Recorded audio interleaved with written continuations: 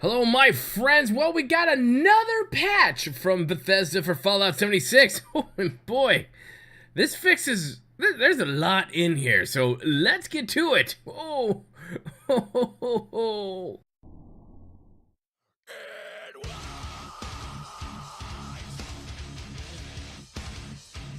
Hello, my friends. Boomy here once again with another video for you, my Fallout brothers and sisters of the wasteland. How is everyone doing? If this is your first time here, make sure you hit that subscribe button for all your Fallout 76 fun, disastrous news. Yeah, I don't really talk too much crap about this game. I'm like one of the good guys. But anyways, so December 11th happened. And I got busy, so I apologize for this being late. But here we go. We need to dive into the patch notes for December 11th for patch 1.0.3. And boy, oh boy, there's a lot to talk about. Some cool things here and some more fixes. And of course, things broke, but it's just, well, whatever. But there's a lot going in, lots of stuff to do with camp, so let's get into it. Let's have some fun. Here we go. So the download size of this sucker was about 5 gig for consoles and 3 gigs for PC. That is a far cry from what the patches in the past have been. So that's good. Yeah, that's fun. At least it wasn't 50 gigs. Anyways, let's get into it. So there's some of the highlights here for your camp construction improvements. Now, they talked about this before, about removing some stuff for like instance, if you're trying to put stuff down and there's a rock in your way, so the bulldozer thing is a thing. So here it is. Small object obstructions will now be automatically removed when you place objects on top of them, allowing you to more easily build where you want. I think that's a great idea. I'm not sure why that wasn't in there in the first place, but semantics, hindsight's always 5,000, right. Placement improvements. You will now be notified when you log into a world and your current camp location is occupied by another player. Now, they have talked about this before in the past, about how they wanted this to be something to put in, and now it finally is. Thank goodness.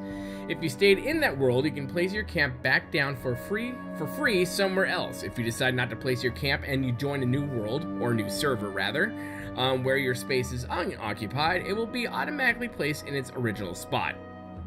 Party on, no, not a problem there. I think it's a great idea. I'll just do a touch on that one. I kind of like it how Fallout 4 was, where you had like specific areas to where you had your base, you had your camp, you whatnot, you had it there. This sounds like a great idea about placing it pretty much anywhere you want. That's kind of cool, but I kind of feel like that just opens a Pandora's box of way too many issues to happen. For your special, the respecking of it, upon reaching level 51 and every level thereafter, you'll be able to choose whether you want to unlock a new perk card or reallocate one special point. Push to talk. This has been something people have been asking for and begging for, and it finally is here. We've implemented a push to talk hotkey for voice chat on PC so that you can decide when to speak up and when to remain silent. So a lot of these are kind of like, if they had just held the game a little longer, I'm sure someone would be like, hey, I think we should really put push to talk in. I think that'd be a great idea. New PC settings. We've added field of view and depth of field sliders so that you can further customize your view in game. Yay! In a 21:9 resolution support on PC, you can catch an even wider view from those gorgeous Appalachian vistas, which I'll add are gorgeous, because Fallout 76 now supports monitors that use 21:9 aspect ratios. Yay. Performance. Several improvements have been made to in-game performance. Stability for Fallout 76 game client and service has received additional stability improvements. They're still having some issues, but stepping its baby steps, right? For lighting, your exposure values have been adjusted for exterior environments, allowing them to appear brighter in dark conditions. Well, that's good. I actually like that, because it was getting dark at nighttime sometimes, especially inside in the house. For balance for loot, your .308 ammo dropped by creatures has been reduced. There have been some nerfs in here and some people aren't happy, but here we go. 3.8 ammo dropped by creatures has been reduced. Players will now receive 308 ammo in stacks of 1 and 5 rather than up to 12 for a single kill. I don't know, I kind of like the 12 thing, but no, I don't like this one. This one's stupid. I don't like it. Super mutants will now drop gunpowder half as often, and the chance for additional loot has been reduced. Caps are guaranteed loot on super mutants until level 16. Your Scorch Beast Queen will now land on the ground more often. Well, that's nice of her. She must get tired. She must be getting fat. Workshops. Players no longer gain XP when crafting at a public workshop. Well, they nerfed the XP anyways for the December 4th patch. So, shoot me. So here's a little image on how the crafting thing works with the bulldozer thing. I like this. This is cool. It makes sense to put it there. Yeah, thanks for doing that. Rocks, small trees, and other small objects no longer prevent players from building items in those locations. These obstructions are now automatically removed, as you can see right here, upon constructing objects and structures in your camp, such as foundations. Placing an object to remove an obstruction and then removing that object will cause that obstruction to reappear after some time or upon logging back in. On the new camp placement improvements, a notification will now be displayed upon players logging into the world that their current camp location is occupied for something else. We already went over this in the highlights area. Let's see your camp crafting workshop updates. The percentage of a camp budget that is being taken up by stored items and blueprints will now appear in the budget bar. While in a build mode, players can now toggle the left joystick on controllers or press Q on PC to switch view between objects that can be built and those that cannot. Your windmills, the power produced by the windmill has been increased from 3 to 12. Yeah, I've never liked the windmills. I was like, oh look, wow, look at all that power. Ooh, my poop has more power. Your workshops players can now purchase atomic shop items directly from the workshop menu. Oh, nice. Will they lower the prices on that overly inflated shop? I don't think so. Your respecking, we talked about that there. See, if a player chooses to reallocate a special point on leveling up, they will be unable to select a new perk card for that level, and vice versa. Respecking details have also been added to the perks section of the in-game help menu. Now, when it comes to quests, events quests, a 15-minute cooldown timer has been added at the end of each Enclave event quest, and XP reward amounts have been reduced for the following event quests: Fertile Soil, Collision Course, Tea Time, Guided Meditation, Distinguished Guests, BattleBots, Line in the Sand, Protest March, Grafton Day, Patrol Duty, Jailbreak, Back on the Beat, and Feed the People. See, that's what's getting me. It's like, why are you nerfing all the XP? I hate it when people do that. Shouldn't you be increasing it? I don't know. That's just me. Additionally, the cooldown timer that begins after starting each of these events has been increased from 48 minutes to 1 hour and 12 minutes. Yay! Now we have the push to talk there. There it is that. It's going to be a thing. The toggle always run hotkey, which used to be set on caps lock, has been moved to the /E key by default. Both the caps lock and /E hotkeys can be rebound to control menus. Why did they even... Yeah. Oh, because of the push to talk. Yeah, that's fun. Depth of field, we already talked about that. Field settings, resolution, additional user interface, the AFK timer. The timer that disconnects players after a period of inactivity in-game has been increased from 10 to 30 minutes. That actually makes kind of sense. I kind of like that. Sometimes, man, you had Taco Bell and you know it's going to be a while. And the warning prompt will now display 3 minutes rather than 1 minute prior to being disconnected. The Atomic Shop items have recently been added to the Atomic Shop. Now display a new icon, and new items will sort to the front of their associated subsections. Item subtitles in Atomic Shop have been moved to the top item images. Your compass, maximums have been implemented for each type of marker that can appear in the compass, and up to 60 markers in total can be visible at once.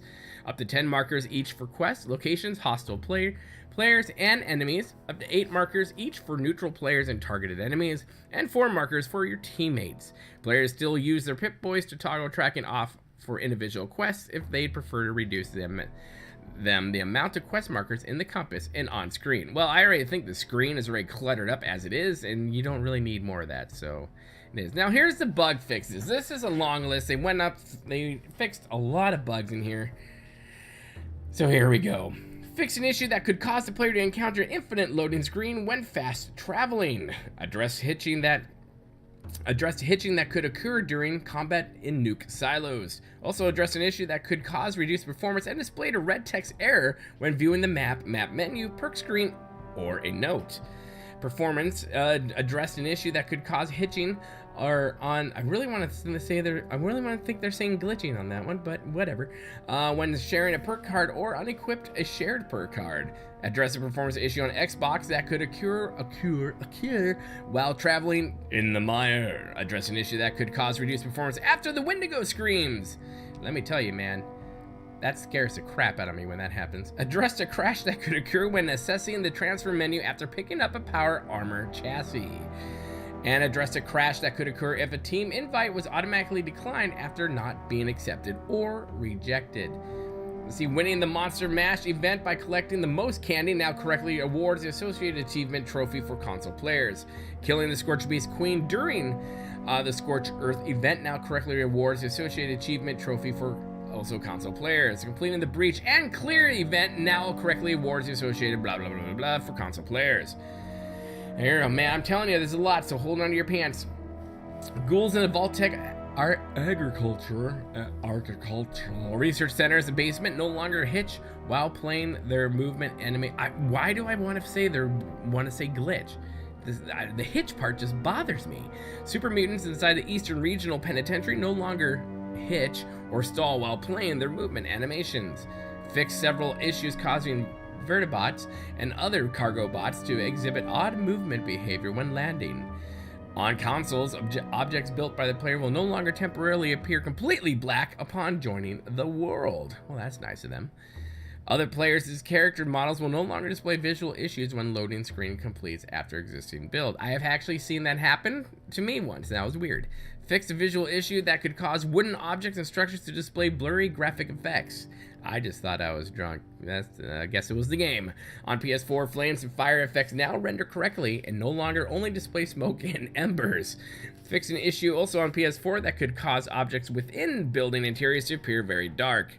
Also fixed an issue that could cause shadows and lighting to flicker in some environments and inside certain buildings. I have experienced that. Flamethrower traps no longer display dark hexagonal objects while firing. Or flirting, that's how I read it. Corrected a visual issue after smoke produced by the cooling towers of the Thunder Mountain power plant. Modding combat armor after applying paint no longer prevents the paint from appearing. Well, that's good. On Xbox One, visual artifacts will no longer appear in the upper corners of the screen while wearing power armor in the rain. They really should have just held this game back a couple months, just saying. Objects in the world will no longer appear to flicker while it's raining. The minigun's barrel no longer appears partially transparent while previewing it in the inspect menu. Being attacked while using a chainsaw no longer causes a tunnel vision-like graphic effect to appear on the screen. Well, some of us just black out and just go on a murdering spree, so whatever.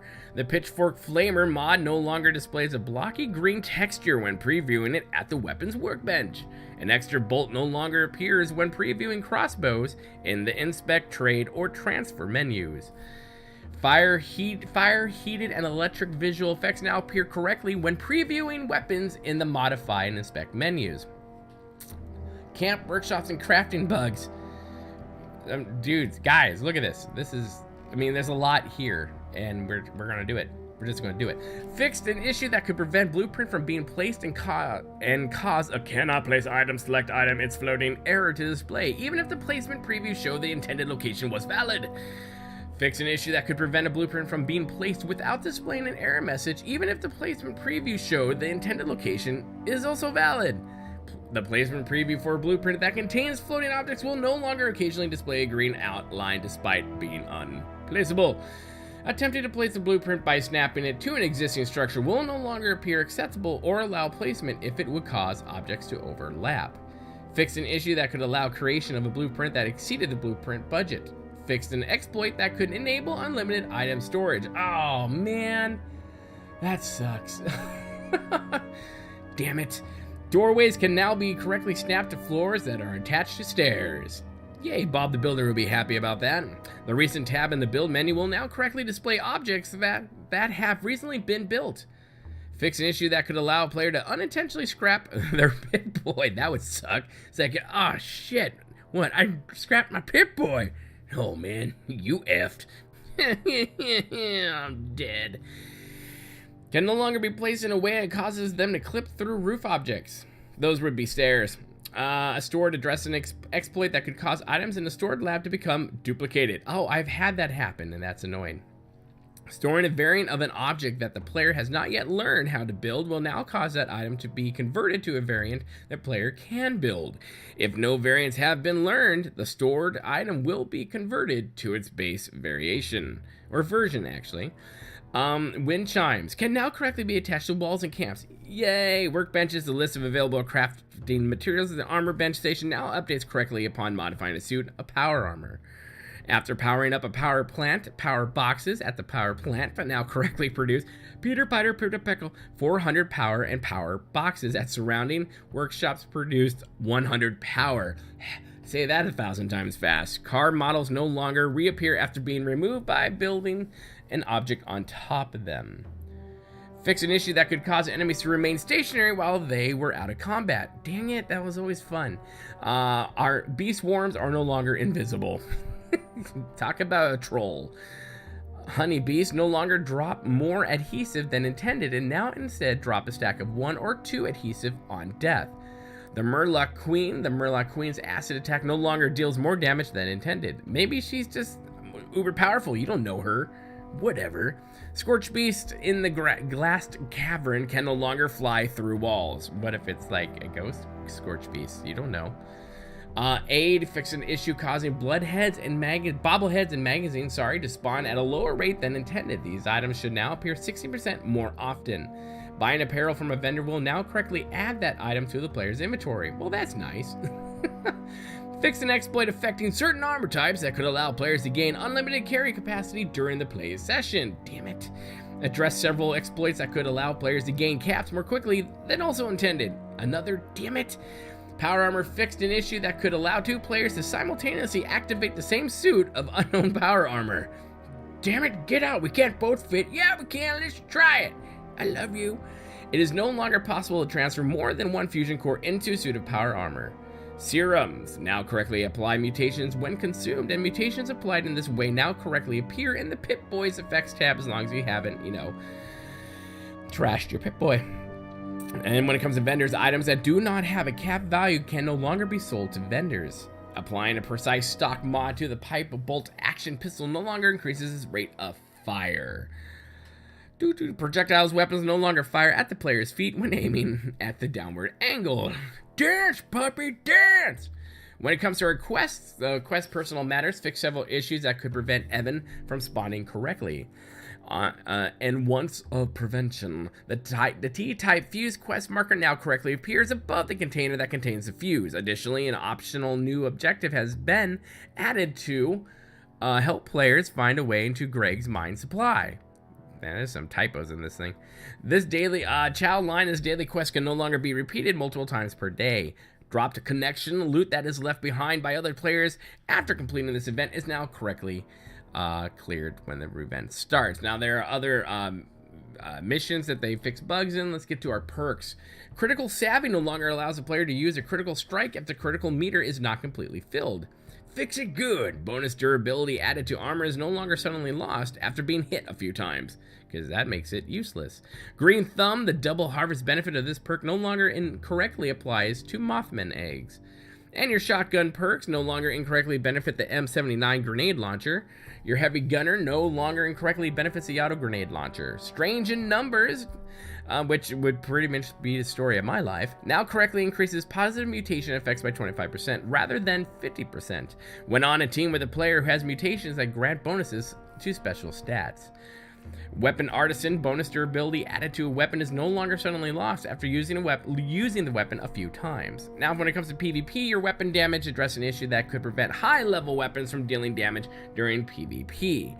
Team PvP, when attacked by a player who is on a team, the target will now correctly enter mutual PvP with the entire team upon returning fire to any of the aggressor's teammates if the target was also on a team. Returning fire will begin mutual PvP between both teams. And your turrets will no longer fire on another player who is attacked by the owner of the turrets outside the mutual combat. Now, when it comes to your friends and social, friends who have been blocked now remain visible in the friends list. This should help players unblock a friend who they may have blocked accidentally. Friends who have been blocked or ignored will now display a blocked or ignored tag next. Well, duh, this is a lot of this is common sense. For your social menu, players in a social menu are now correctly sorted first by those who are online in the same world, online in another world, at the main menu, offline, ignored, blocked, and finally by alphabetical order. Players on PC who use controllers can now correctly access the search field found at the bottom of the social menu. So there's some other social things they did there as well, and I think those are small, but they are good things, and things that they should have actually just put into the game at the very beginning. For your Xbox, your game volume, audio volume, oh god, volume, I'm dying, volume will no longer fluctuate when looking through a weapon scope. You don't know that. Choosing play upon finding a holotape in the world while using the Quick Boy version of the Pip-Boy no longer prevents his voiceover from playing. Yay, I've had that happen before. And oh, there's so many user interface things, man. Oh, there's so many things right here. Atomic Shop on PC, clicking the back button while viewing the item's detailed description no longer causes that item's detailed overlay to persist on screen. Oh man, the clickable area on item buttons in the leftmost column in the Atomic Shop now correctly matches the size and thing there. As you can see, there's a lot more here. Your VATs and your melee attacks will now correctly increase the critical meter. In workshops, the notifications that appear when a player is prompted to retake previously owned workshop no longer displays placeholder text. And your respawn, choosing to respawn at the nearest map marker no longer occasionally causes the player to encounter an infinite loading screen, a black screen, or error message, which is awesome. Well, my friends, this was a rather long one. I told you, I warned you about it, and if you stuck this long, man, I love you. But they did bring a lot of fixes to this game, some small, some pretty big, and I think that's a really good thing, and I think this is a good step forward in the right direction. Now, the only complaint I had with Bethesda right now is I'm not really happy with how they're nerfing the XP, and nerfing some of the things, especially when it comes to the 308 rounds. I don't see why. And the gunpowder, I don't see why. They should really just let those alone and stop nerfing crap, especially when this early in the game. And they really doesn't. I honestly don't believe it matters much. And seeing them nerf it really just doesn't make too much sense to me on that one. But when it comes to the other stuff, your field of vision and view in the game, and just graphic settings and just fixing and tinkering things here and there, this is a good list of things that they are running into and they are fixing, even from the smallest detail. And yes, there's going to be more issues down the road, and there are still some issues for them to fix, but at least this is a good swath of stuff that they have fixed for us in game, and that is awesome. So my friends, put your comments in the comment section below. Let me know what you think about this. Have you been encountering new bugs and fun experiences since this patch has landed? I haven't really, but I've just seemed to be lucky on the RNG window on that one. Yay. Anyways, my friends, hit that like button if you like what you see here. If you really like what you see here, hit that subscribe button for more fun and more stuff here. Become part of the family here, the freak show of YouTube, the black man sheep of gaming. And if you want to support me on a more personal level, make sure you take a look at the Patreon for more perks and fun there as well. My friends, have fun in the wasteland, be kind, it's about community, and we'll see you later. Good day.